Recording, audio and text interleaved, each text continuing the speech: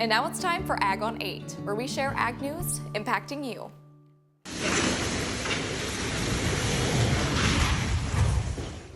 A terrifying scene in eastern Illinois with first responders running for their lives. You can see it there.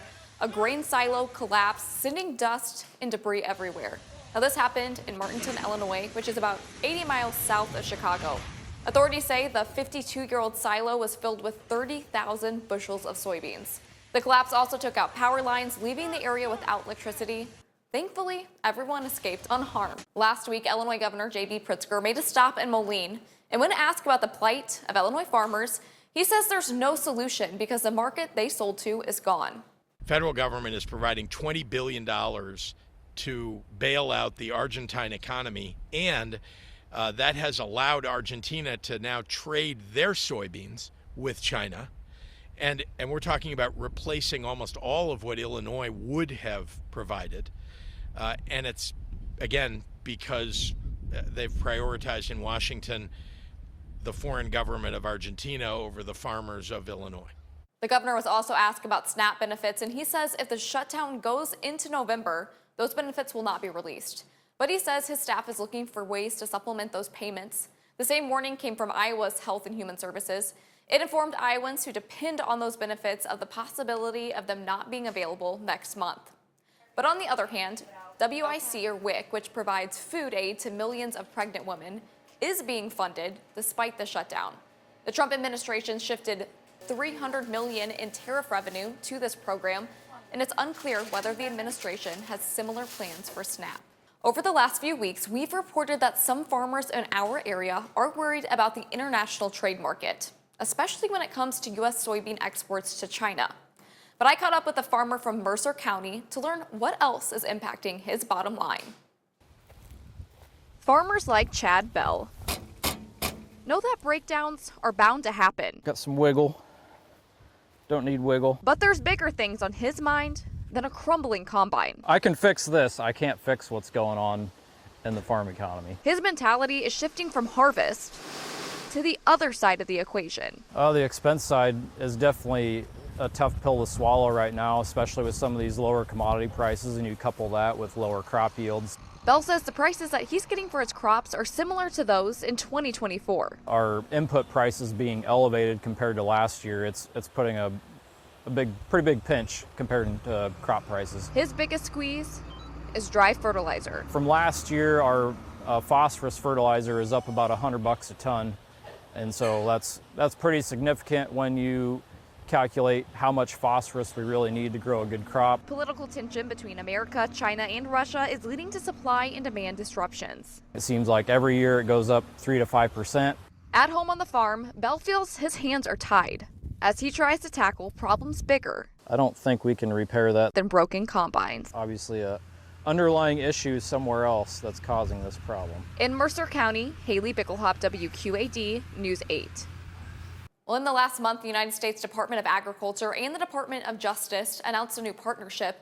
They're evaluating antitrust policies for fertilizer, seed, equipment, and other inputs. Well, Creighton University says it's a bad time for the rural economy. Their October report calling it the worst economic environment in 5 years. The survey calculates farmland prices, home and retail sales, equipment sales, farm loans, and regional exports. Now, despite the bad news, Iowa and Illinois are seeing some growth since September. And here to break it all down is Creighton professor Dr. Ernie Goss. Well, Dr. Goss, thanks for joining us. First, why are rural economies hurting right now? Well, it's great to be with you, Haley. And it's that's an easy question there, but it's a lot you can turn to one factor or maybe three factors. Low grain prices. In other words, we're seeing, of course, for corn, soybean, and wheat, those three, at least for the part of the country that we survey 10 states, bank CEOs in rural areas of 10 states, and it's those grain prices. Now, on the flip side of that, Haley, the beef prices or livestock prices are holding up much better. So it depends on if you're looking at grain or livestock, but overall, when you put it all together, it's weak commodity prices. Agricultural commodity prices are really, really cutting into farm income, and farm income. Many of the farmers are below break even when we're talking about net cash flow. Are high input prices also playing a role in that? They are, Haley, but not as much. The farmers could obviously do much better, but they could be above water if we saw, for example, corn prices are now hovering between four and a quarter. It needs to be at least $6 a bushel, and that's of course in that factor. But I failed to mention also uh, the global supply. Of course, that's one of the prime factors pushing down prices. There's a glut of grain globally, and of course in the U.S. and yields are up significantly, and that depends, of course, on the part of the country we're talking about. Well, I want to switch gears to land prices. I know your research says that it's the 17th time in the past 18 months that farmland values have gone down. Now, if you're a farmer, maybe this looks like an opportunity, but is this a major red flag for these rural economies? I wouldn't say a major red flag. It certainly is a red flag. And what we're seeing, we didn't ask the percentage down, but we've asked that question before, and most of the bankers anticipate a decline this year, next 12 months, of say 3 to 4%. So that's what we're talking about. In other words, farm land prices are declining, but not nearly as fast as farm income. So it's not quite as dire as we may be portraying it in our monthly survey, but it's certainly not good. It's just an indication of the weakness in the farm economy. And right now, I'm in Moline right now, which is where our station is, and that's home to John Deere. We've also had Case IH presence here in the past. What's the deal with equipment sales right now? Boy, not good at all. Now that is a much more difficult situation for the farm economy. It's been below growth neutral. Our indices, almost all of them, move between 0 and 100, with 50 being growth neutral. Well, it's about the 26th straight month. Not about, it is the 26th straight month that the index has been below growth neutral. And of course, Haley, that has a lot to do with, of course, higher elevated interest rates. Now, the Federal Reserve meets again on the 29th of this month, the 28th and 29th. They'll reduce interest rates maybe as much as 0.5%. So the prime rate will go from 7.25 to 7, and maybe down to 6.75. That would be helpful. Not it wouldn't solve the problem, but that would be at least help on agricultural equipment sales. But also, you're talking about volatility, Haley, and it's very difficult to go out and buy equipment when you have this volatile situation. The volatility in this case is coming from tariffs. In other words, we're the battle going on between the U.S. and China in terms of tariffs, and the back and forth going this way, that way. It's very difficult for the farmer to plan out there. And when you have difficulty planning, you don't, you're not as willing to go on board and buy new equipment. So that's a lot of what's going on. And breaking it down by state, I know your survey also does that. I know that Iowa and Illinois actually did see an increase, a slight increase in your rural Main Street index this month. Why is this? And is this jump going to actually make a difference? The last question, it won't make much of a difference. In other words, it's all the states really are, I would say, except the western portion, that would be Wyoming, Colorado, where grain is not as much of an issue, more of their livestock. There you're seeing some better numbers, at least if you looked at the average over the last several months. Now, the rest of the states, it's not going to make much of a difference in terms of the up and downs. You really need to see the number of well above growth neutral, and all the states are below growth neutral. And at least over the last several months, we need to see some higher numbers there. And we need to see, of course, agricultural equipment sales bounce higher. That's going to take a while. I think it's going to be until 2026 before we see some really good numbers. Now, if the Fed does go on and reduce interest rates significantly, which I believe they will, there'll be a rate cut in October, probably a rate cut in December, and then one in January. Now, that would be helpful, see those rate cuts. And also tariffs, moving tariffs lower. Need to see globally, we need to see tariffs come down. We're surveying here at Creighton University, we survey two sectors, agriculture and manufacturing monthly, and both depend heavily on trade. And of course, trade's been impacted by the president's tariffs, higher tariffs, slower business in this case, slower agricultural business. We're obviously continuing that trade discussion. I know that you survey a lot of bankers. That's who you talk with. And it said your survey said that 85% of bankers support President Trump's China trade steps. What does that exactly mean? Well, we ask about how do you, looking at the president's tariffs, do you think they're good? And eight, as you said, roughly 8 out of 10 said yes to President Trump's tariffs. Now, again, these are bankers. They are not they're not getting hit like the farmer. Well, they are getting hit, but the farmers are the ones getting hit. And I don't think you'd have 8 out of 10 farmers agree with that. But again, uh, there's an expectation, in my judgment, when I look beneath the numbers, I think they believe that's the bankers believe that these tariffs, the Trump tariffs, will result in lower tariffs globally. Now, I'm not so sure of that, but that's their expectation that these lower raising tariffs, pinching the East, in this case the Chinese, pinching them, they'll they'll maybe come down. We'll all lower tariffs. That the proof's not there yet. It may come about, and President Trump may be well be right, and the bankers may well be right. But as an economist, I'm concerned. What do you think is going to take to turn this all around in the future?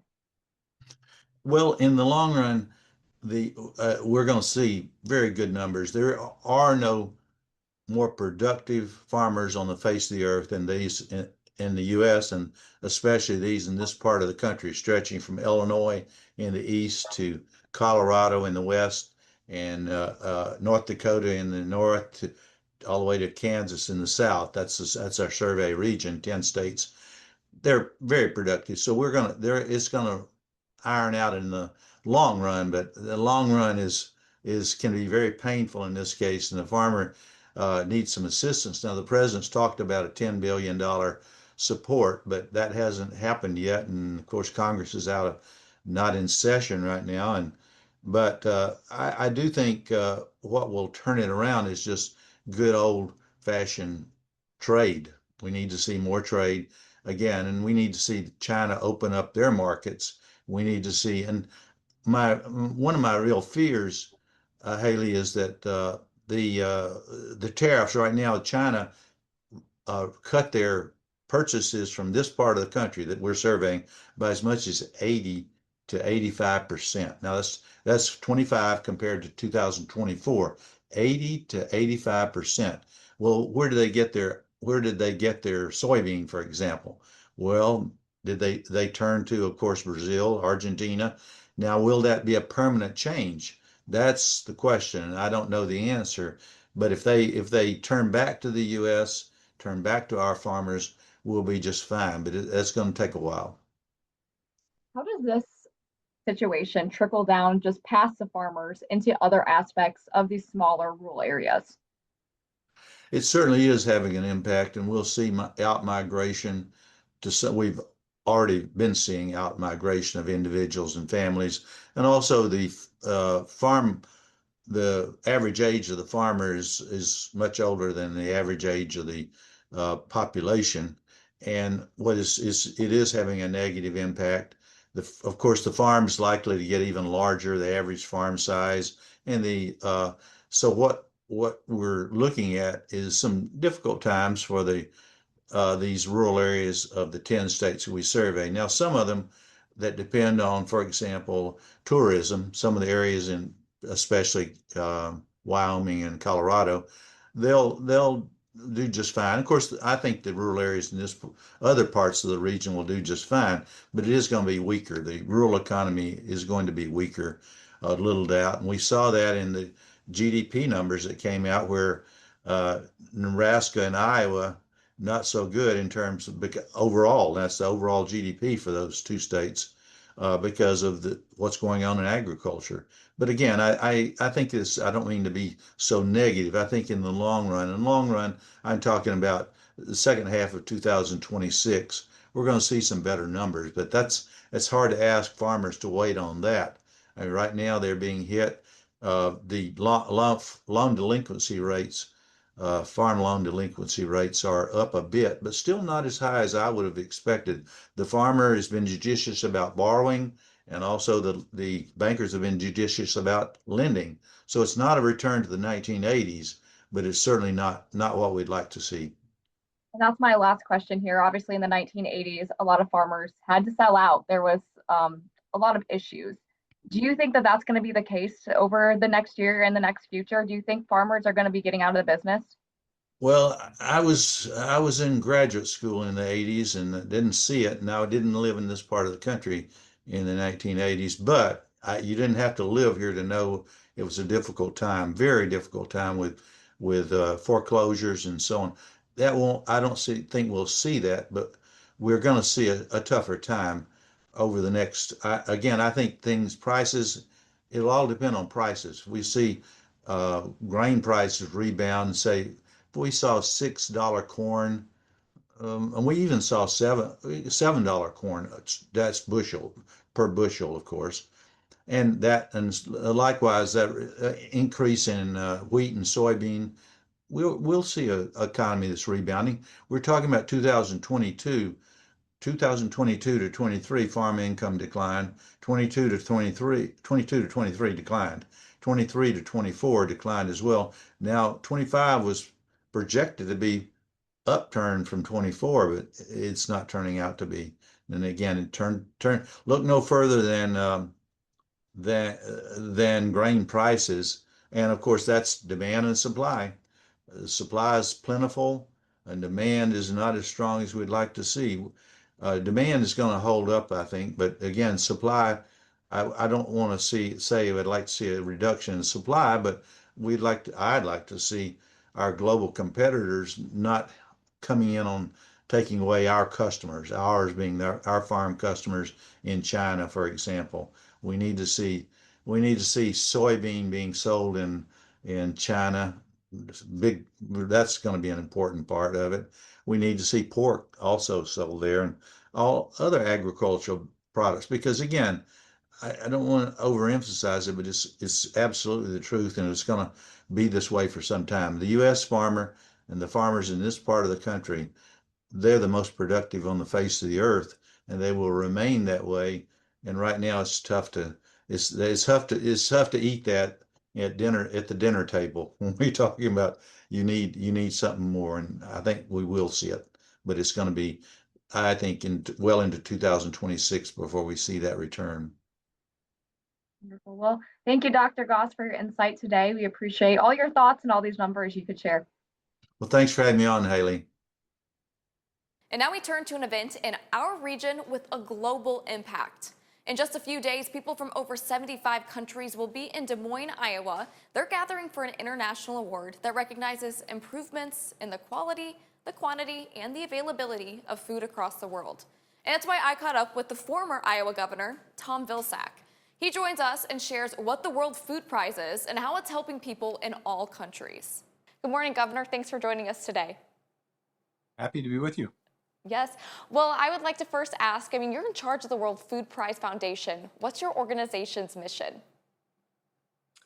It's a pretty simple mission. We want to elevate innovation. We want to inspire individuals to focus on this issue of global food security by increasing the quality, the quantity, and the affordability of food for all. That's here at home, and it's around the world. We have 733 million people who are food insecure in the world today, and part of our mission is to try to do what we can to lift up the innovations that will address that very significant need on the part of hundreds of millions of people. And also to acknowledge and recognize those who are great hunger fighters, people that are doing amazing work to increase productivity in the field and to be able to get that food that is being produced by farmers around the world to people in need.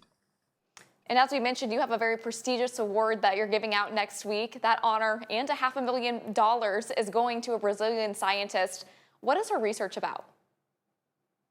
Well, Dr. Guerra is a well-noted individual who has focused her work on soil and soil health and the ability of crops to basically be more self-fertilizing, basically reducing the reliance on synthetic fertilizer, which in turn does several things. First of all, it reduces the amount of input cost for farmers, so that improves income. It also increases productivity, improves soil health, and it basically reduces the greenhouse gas emissions, carbon footprint of growing soybeans and growing other crops. And so it's a win-win-win opportunity for farmers in Brazil and around the world as a result of her research. And as a result, she is going to receive the World Food Prize, which is the equivalent of a Nobel Prize. There is no Nobel Prize for food and agriculture. The great thing that Iowans need to understand in particular, and folks in the Midwest, is that this award only happens once a year, and it only happens in one place in the world. And it's right here in Iowa, in the Midwest, in October. Well, you mentioned how it's going to be able to help farmers too, which obviously you have a lot of experience with as a two-time Secretary of Agriculture. Are farmers able to use this right now, or is this something that is on the horizon that they can get their hands on later? Well, they're in the process of developing this and basically just deciding whether or not this is the kind of innovation and science that they need on their particular field. So obviously those in Brazil have availability of it because it was developed in that country. But her research is really very significant. Again, if you can reduce the reliance on synthetic fertilizer, that means that farmers don't necessarily have to pay for all the fertilizer they're currently paying for. It's really expensive, and sometimes it's not even available. So this is a very significant piece of science that she's done. And I know this award draws about 800 international guests. So how have past winners' research made an impact on the planet besides just this year? Well, one of the laureates, Heidi Klum, basically dedicated her life to looking at war-torn areas where agricultural fields had been disrupted by war and impacted by war, with mines and things of that nature that could present dangers to those who would like to farm that land again. And so she's committed her life to trying to get those mines out of those fields so that those fields could be productive again. Last year's laureates were individuals that essentially promoted the development of a seed bank that basically takes native seeds and preserves them so that if anything should happen to a particular crop as a result of a disease or a pest or climate changes, that it makes it more difficult for that crop to be grown, we would be able to, if you will, start it from scratch. So this is the kind of research that's acknowledged. Anything that increases productivity. There has also been a number of organizations that are committed to humanitarian assistance. Bread for the World, Heifer International received acknowledgments as a result of the work of their CEOs and people that founded their organizations. So it's a broad array of folks who have made a difference in trying to help feed more people in the world today. Well, Governor, it sounds like you're doing some great work there. We appreciate you coming on and joining us today and wish you the best of luck next week. Well, thank you. Invite everybody to come. It starts Tuesday and it goes until Thursday. So it's going to be the happening place from an agricultural perspective worldwide in Des Moines, Iowa. Well, when most people think of cowboys, they think of riding horses out west. But we have one right here in our backyard. Scott Weiss and I take us to Morrison, Illinois, and introduce us to the cattle catcher. This is Dollar. If you work an on-call job, you're likely prepared for anything. Wild cattle catcher. But for Wesley Bush, that means he's ready to saddle up. Once I get a call, I'm able to leave within a half hour. Wesley's a Morrison native, and he has the boots and the look for the job. Yeah. Bush is who you call when the cows are out. Most jobs are 5 or less, occasionally getting into 10, but it's not unheard of to get over 100. All right. He has experiences with pushed over fences and loose cattle near the interstate. A lot of my work is in the cornfield, and that's just corn all around you, but at the same time I get, to travel and see river bluffs. While strategy is key for cattle catching, Plan A is always to herd. Plan B is never too far out of reach. Then I just go straight to roping them. If Wesley and his horses need a helping hand, Hanky pack. Down.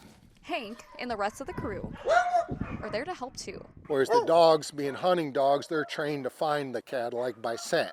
So I just drop them, send them off, and they go locate them. His business takes him well outside Whiteside County. I've been north of Detroit. I've been east of Columbus, Ohio. I've been 20 minutes from the state of Georgia. It includes one of his favorite jobs to date. That job down in southern Tennessee where they've been out for 8 years. We were done by noon. The full-time roping role is quite the commitment. Those days I'm usually busy 5 to 7 days a week, and I'll pick up, depending on the size of the job, 1 to 3 or 4 jobs a day. But Bush wouldn't have it any other way. Once I got into this, I was like, this is it. This is what I need to do. Because although Illinois isn't the typical place for a cowpoke, Grab the horse here and get a saddle on it and he isn't afraid to dig his spurs in, turn a few dogs loose, be ready for a call. load them up and go. In Morrison, Haley Bickelhop, WQAD News 8. Well, that's all we have for today. We'll see you back here next week for Ag on 8.